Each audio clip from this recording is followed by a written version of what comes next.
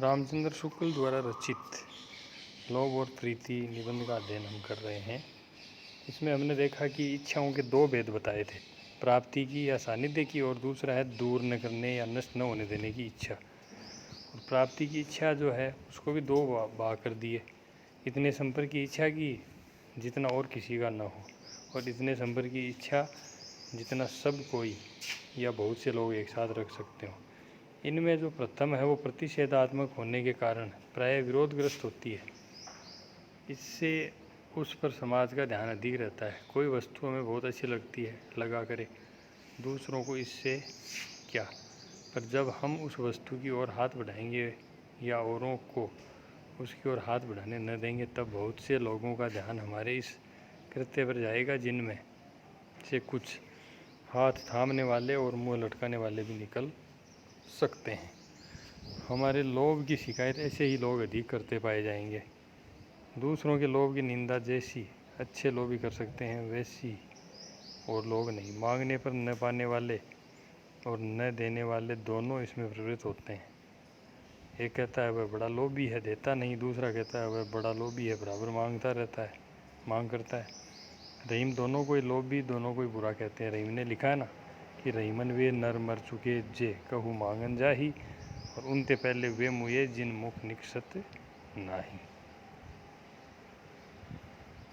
ऐसा उस समय होता है जब एक ही वस्तु के संबंध में एक और तो प्राप्त करने और दूसरी ओर दूर न करने की इच्छा बिंब प्रतिबिंब रूप से दो व्यक्तियों में होती है।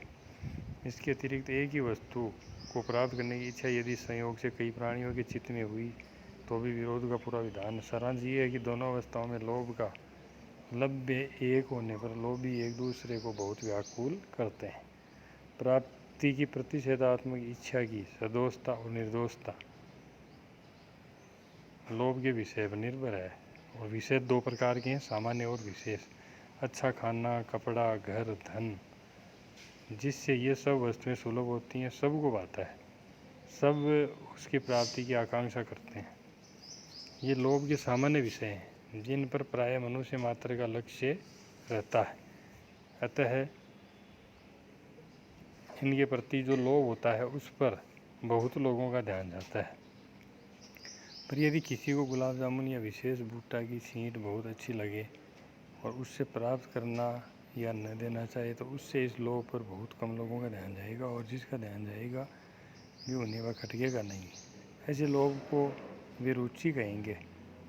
सबको जिसकी हाय हाय होती है, सब जिसको पाना या रखना चाहते हैं, वह बहुत से लोगों को एक मैदान में लाकर खड़ा किया करता है, जहाँ एक दूसरे गतिविधि का निरीक्षण और अवरोध कड़ी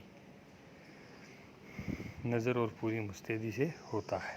यदि मनुष्य समाज में सबके लोभ के लक्ष्य भिन्न भिन्न होते तो लोभ को पूरा करने वाले कहीं नहीं मिलते, क्योंकि लोभ के जो विषय हैं वो सारे विषय भिन्न नहीं होते। यदि एक साथ रहने वाले 10 आदमियों में से कोई गाय बहुत चाहता है, कोई घोड़ा, कपड़ा, ईंट, कोई पत्थर, कोई सोना, कोई चांदी, कोई तांबा, और इन वस्तुओं में से किसी को शेष सब वस्तुओं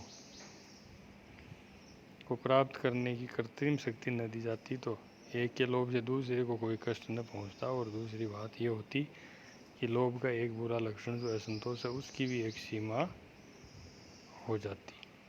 कोई कितनी गायें रखता, कितने घोड़े बांधता, कहाँ तक सोना चांदी इकट्ठी करता, पर विनिमय की कठिनता दूर करने के लिए मनुष्यों ने कुछ धातुओं में सब आवश्यक वस्तुएं प्राप्त कराने का कृत्रिम गुण आरोपित किया, जिसमें मनुष्य मात्र की सांसारिक इच्छा और प्रयत्न का लक्ष्य एक हो गया। सबकी टकटकी टक्के की ओर लग गई। लक्ष्य की इस एकता से समाज में एक दूसरे की आंखों में खटकने वाले की वृद्धि हुई। जब एक ही को चाहने वाले बहुत से हो गए, तब एक ही की चाह को दूसरे कहाँ तक पसंद करेंगे। लक्ष्मी की मूर्ति धातुमयी हो गई, उपासक सब पत्थर के हो गए। धीरे धीरे यह दशा आई कि जो बातें पारस्परिक प्रेम की पुष्टि से, धर्म की दृष्टि से की जाती थी, वे भी रुपये पैसे की दृष्टि से होने लगी। आजकल तो बहुत सी बातें धातु के ठीकरों पर ठहरा दी गई हैं। पैसे से रोज राज सम्मान की प्राप्ति, विद्या की प्राप्ति और न्याय की प्राप्ति होती है। जिसके पास कुछ रुपया है, बड़े बड़े विद्यालयों में अपने लड़कों को भेज सकते हैं।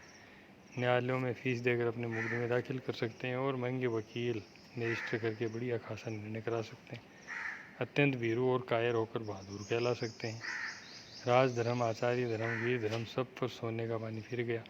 सब टका धर्म हो गए। धन की पैठ मनुष्य के सब कार्य क्षेत्रों में करा देने से, उसके प्रभाव को इतना विस्तृत कर देने से ब्राह्मण धर्म और क्षात्र धर्म का लोप हो गया। केवल वणिक धर्म रह गया है, मतलब व्यापार वाला। व्यापार नीति राजनीति का प्रधान अंग हो गई। बड़े बड़े राज्य माल की बिक्री के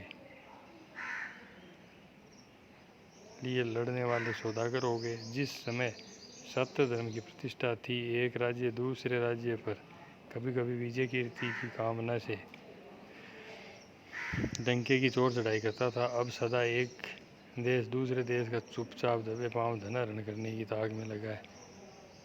इसी से भिन्न भिन्न राज्यों की परस्पर संबंध समस्या इतनी जटिल हो गई है।